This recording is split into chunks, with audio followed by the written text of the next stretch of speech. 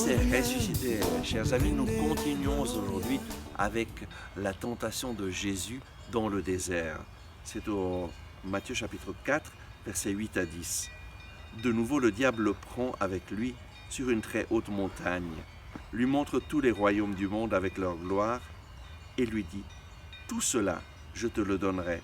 Si te prosternons, tu me rends hommage. » Alors Jésus lui dit « Retire-toi, Satan, car il est écrit, c'est le Seigneur ton Dieu que tu adoreras, et à lui seul tu rendras un culte. » Là aussi, le diable essaye de tenter Jésus en lui proposant de faire un raccourci, de pouvoir être directement, avoir tous les royaumes du monde, parce que Jésus, en fait, il est venu pour nous sauver et sauver toutes les personnes qui vivent sur cette terre.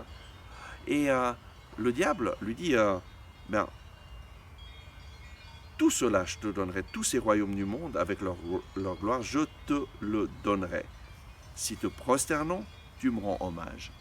La première question, c'est, mais est-ce que le diable pouvait donner ça à Jésus?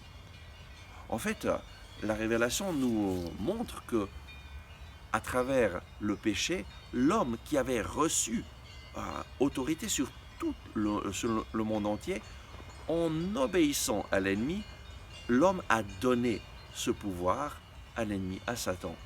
Et c'est ce que Jésus dit, le monde entier est tombé sous le pouvoir de l'ennemi. L'ennemi règne dans ce monde.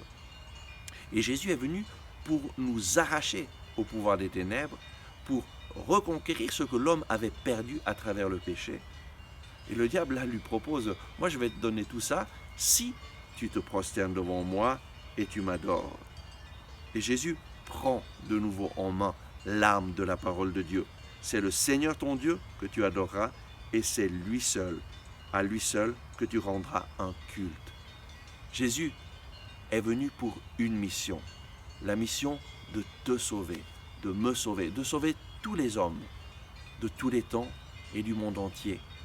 Et il sait très bien que cette mission va lui demander de passer à travers une épreuve terrible, l'épreuve de donner sa vie pour racheter les hommes.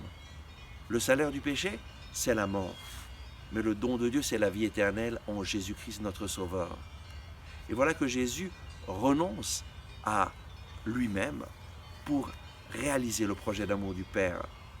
Et il est toujours fidèle au projet du Père qu'il connaît à travers la parole de Dieu.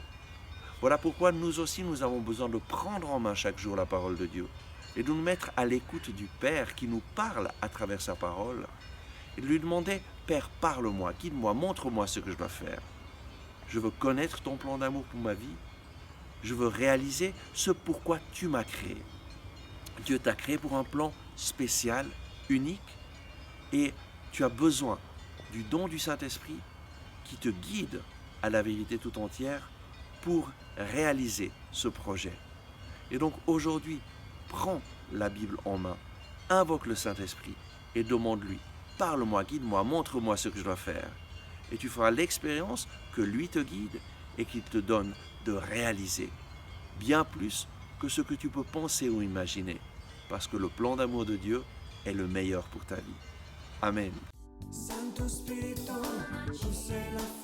Merci d'avoir regardé ce message, j'espère que vous l'avez apprécié.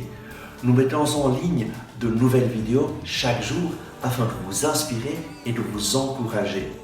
Donc, n'oubliez pas de vous abonner à notre chaîne, de cliquer sur le bouton j'aime et d'activer les notifications. Si vous avez aimé ce message, je vous invite à le partager avec vos amis. Ensemble avec ma communauté, nous prions pour vous et votre famille. À demain.